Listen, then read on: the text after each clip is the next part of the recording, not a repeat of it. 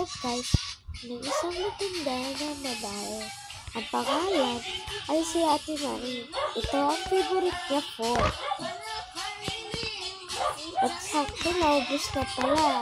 Pupunta siya sa ospital tapos magtrabaho na.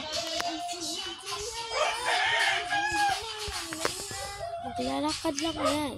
Kaya wala kasi sasakyan. Ay nako. Oh. May pulis.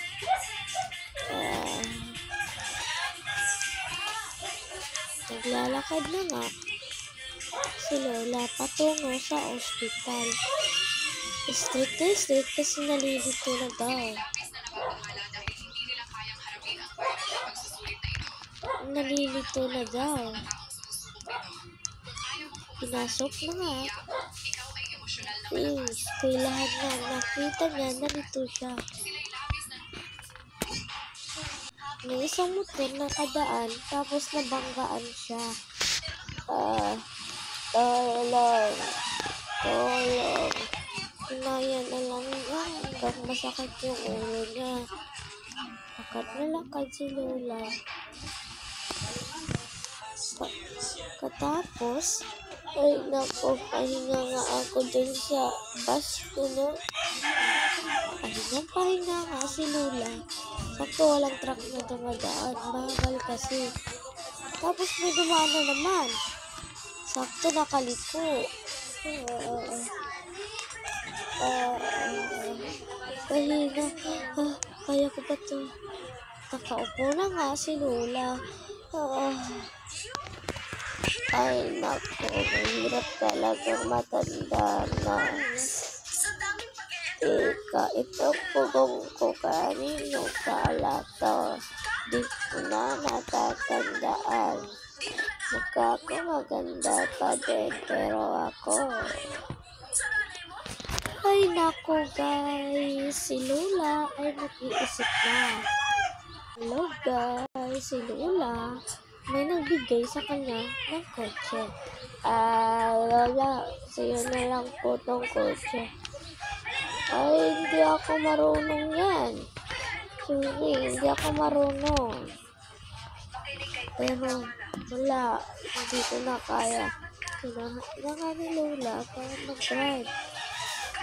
Sobrang bilis pala at doon ako muntik namatay.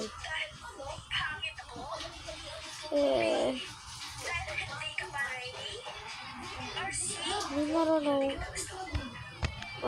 Dito na lang ito. Hindi ako marunong mag-iko.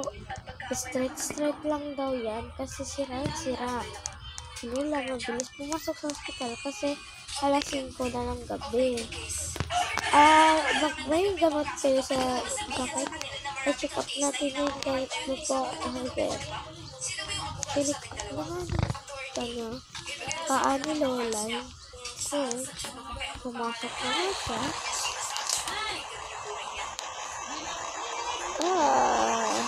Talaga ako. Nakatulog daw si Lola. Pagkatapos niyan guys, bumalik.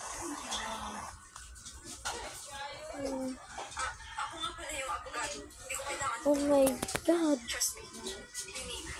Sakot ako sa ano? Hindi ko talaga yun makaya.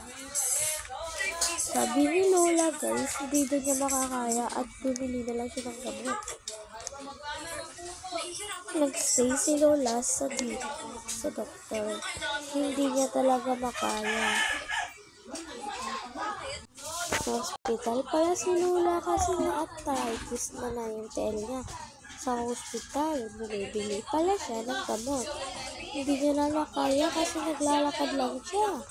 At malayo pa ang kanila bahay. Ay nako, sinabayok na po ko. Hindi niya uuwi ba yan? Mamatay na ako. At hindi kinaya ni Lola, wala na siya. Isang taon, si Lola ay nawalang buhay na. Hindi na niya kaya. At ililibing na yan mamaya. Natutunan nyo sa salita. Wala na pala si Lola kasi Wala ng buhay. Anong natutunan nyo? Comment direction. Anong pangalan ni Lola? Anong natutunan nyo sa story? At comment and like kayo and subscribe. Thank you. Babalik naman. Go to part 3.